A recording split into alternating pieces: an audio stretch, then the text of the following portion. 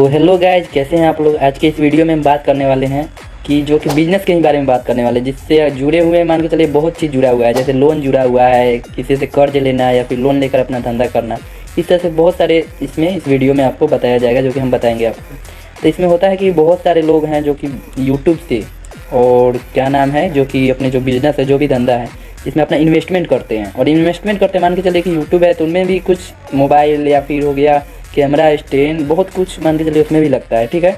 और इसी प्रकार से अब देखा जाए तो अभी के डेट में अगर कोई बिजनेस कोई कर रहा है और बिजनेस कर रहा है तो उसमें क्या हो रहा है, किसी के पास अगर बिजनेस तो कर रहा है, पैसा भी है उतना, लेकिन वो सोच रहा है कि बिजनेस में थोड़ा और पैसा लगाया जाए, लेकिन उसके पास क्या हो रहा है कि पैसा है नहीं।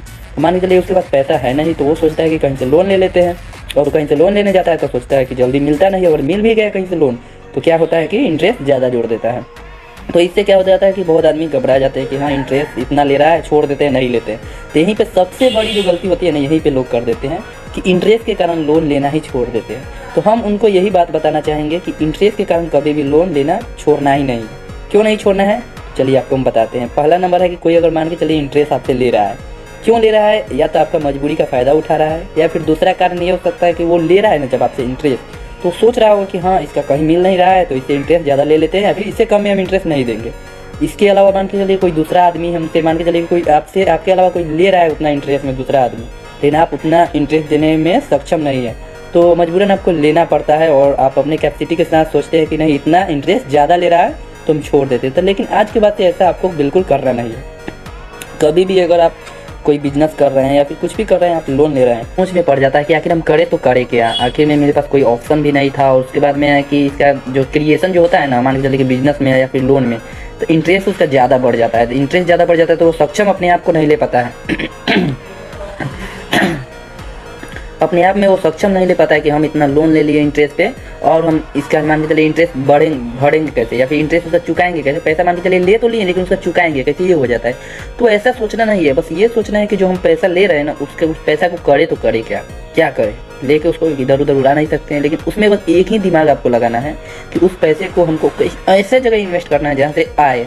मान के चलिए कि हम 10% इन्वेस्ट कर रहे हैं कहीं पे, मान लीजिए कहीं भी गए हैं, उसका 10% इन्वेस्ट करिए, तो 10% का कम से कम तो 15% तो आना ही चाहिए ना। 10% कहीं पे इन्वेस्ट किए तो 15 आना चाहिए, कम से कम 15 नहीं है तो 13 तो आना चाहिए कि चले वो 1% मेरा खर्चा में चला जा रहा है, 2% मेरा बच जा रहा है। तो उस हिसाब से मेरा टोटल मान लीजिए 2% मेरा बच रहा है। 2% में से 1% तो ऐसे गया और 1% मान के चलिए मेरा किस्त में चला गया। 1% अपना गया जो काम कर रहे हैं उसमें गया, और 1% किस्त में चला गया, 1% मेरा बच गया। तो कभी भी अगर बहुत मजबूर है, इंटरेस्ट पे लोन दे रहा है लेकिन ज़्यादा में दे रहा है तो लीजिए।